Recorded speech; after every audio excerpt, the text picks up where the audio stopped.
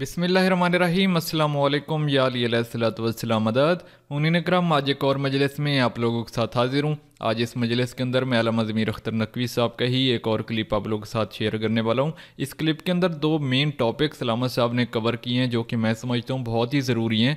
पहला ये कि जब बीबियाँ करबला से शाम की तरफ गईं तो किसी मलऊन ने भी ना किसी बीबी का चेहरा देखा और ना ही किसी बीबी की आवाज़ सुनी। अब उसकी वजह क्या थी वो आपको अल्लामा साहब खुद मजलिस के अंदर बताएंगे। और दूसरा वाक़या ये कि एक दिन कुछ लोग मौला अली अलैहिस्सलाम के पास जमा हुए और आकर उन्होंने मौला से शिकायत की कि मौला दिन चढ़ गया लेकिन अभी तक सूरज तलू नहीं हुआ, तो उसकी वजह क्या है। तो मौला ने फिर उनको क्या जवाब दिया उसकी वजह आपको इस मजलिस के अंदर ही सुनने को मिलेगी। तो चलें आज की ये मजलिस को सुन लेते हैं।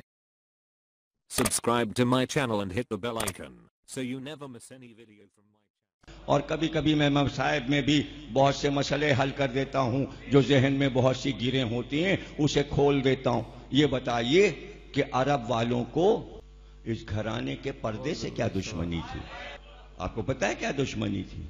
दुश्मनी ये थी जब पर्दे का हुक्म आया तो सबने चादर ओढ़ ली। अरब की औरतें चादर ओढ़ने लगी, लेकिन बनी हाशिम कुरान आने से पहले उनकी औरतें पर्दा करती थी। और पूरे अरब में पर्दा सिर्फ बनी हाशिम में था या उन कबाइल में था जो बनी हाशिम से बैत थे।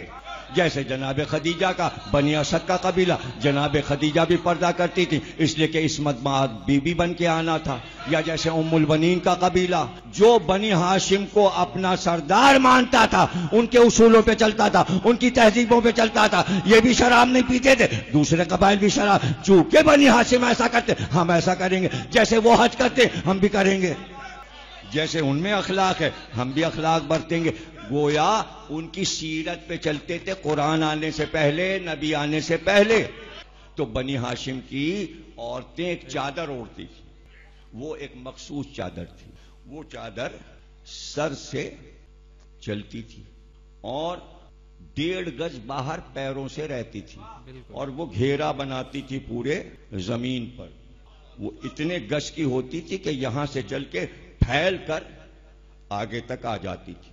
उसे मखना कहते थे। उसी में नकाब थी और जमीन पर इसलिए खत देती थी कि मर्द के लिए हराम है कि उसका कपड़ा जमीन से लगे, औरत के लिए हलाल है कि कपड़ा जमीन से लगे, इसलिए कि जब कदम उठे तो पैर ना नजर आए।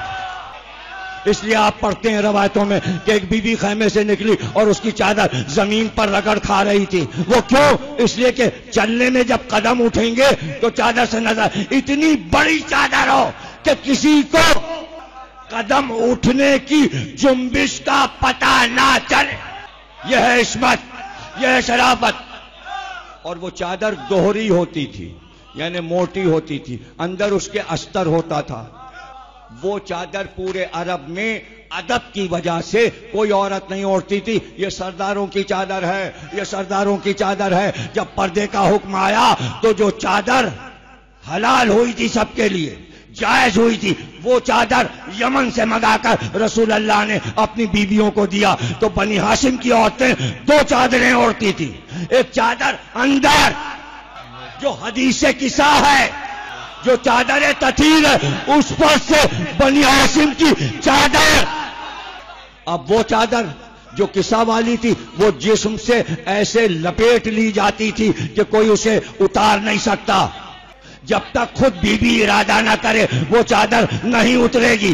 बनी हाशिम की वो चादर जो पुरानी थी, अरब को उससे दुश्मनी थी। ज़ैनब ने 2 चादरें ओढ़ी थी। जो सरदारी की चादर वो कैसी गई जो लिपटी हुई।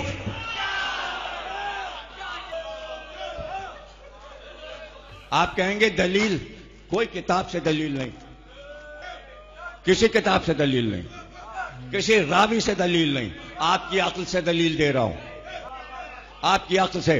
आप सब सुनते और पढ़ते हैं। पढ़िए, इतनी मोटी किताब है रसूल अल्लाह का सरापा, बाजार में मिलती है, पढ़ लीजिए।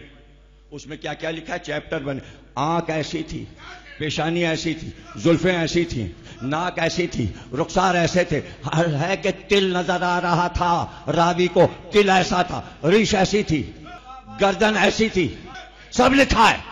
हद यह है कि सीने पर एक चांदी की लकीर थी, कलाइयां ऐसी, उंगलियां ऐसी, पैर ऐसे, कद ऐसा, सीना ऐसा। तो देख रहे थे ना बार बार रसूल को, चेहरे पे नजर थी। अब अली को पढ़िए, अली का कद ऐसा, पेशानी ऐसी, जुल्फें ऐसी, बाल ऐसे। किताब में लिखा है, इमाम हसन के लिए लिखा है, इमाम हुसैन के लिए लिखा है ना। जब करोड़ों लोग एक शख्स को मुसलसल देखेंगे तो सब याद हो जाएगा, आंख कैसी है, नाक कैसी है, होंठ कैसे है, पेशानी कैसी है। अरे किसी किताब में मुझे लाके दिखाओ कि बाजार में कूफे से शाम तक सारी बीवियां गई थी, क्या किसी ने चेहरा बताया? शर्म करो, जल्दी से अक्ल में उतारो, अक्ल में उतारो। किसी किताब में माज़अल्लाह किसी ने ये लिखा कि हमने बीवियों को देखा? कोई है? कहीं रवायत सुनी है किसी से? बाजार में लाखों का मजमा था, कोई तो दावा करता हमने देखा। अरे आंखें अंधी हो गई, कोई नहीं। इसी को कहते हैं आए तथीर। यहां पर्दे 14 थे, कुरान की एक एक आयत ने पर्दा किया हुआ था, पर्दा किया हुआ था। और आप कहेंगे आवाज खुतबे जो दे रही थी, उठा के किताब पढ़ लो। हर रावी ने यह कहा अली की आवाज आ रही थी, अली की आवाज में ज़ैनब की आवाज का अल्लाह ने पर्दा किया। पढ़ लो, हर रावी को पढ़ लो। कूफे के बाजार में अली बोल रहे थे, कैसा अल्लाह ने आवाज का पर्दा किया। अकल में आ रही है? कुछ तो रिजल्ट इस अशरे का आना चाहिए, ताकि मार्फत तो समझो।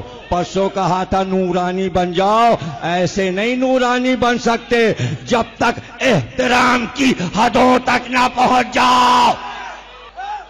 नहीं समझे? अभी जुमला कहा था अल्लाह ने अपने ऊपर वाजिब किया इनका एहतराम।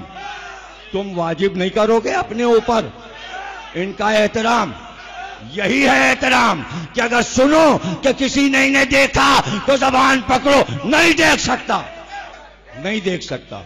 ये तो इंसान है, ये तो इंसान है, अल्लाह का बनाया सूरज है। वह शम्स व ज़ुहा। पता है क्यों कसम खाई अल्लाह ने? इसलिए कसम खाई कि जब कभी इस्मत माँ बीबियां सहन में आती थी तो आफताब अपना चेहरा छुपा लेता था।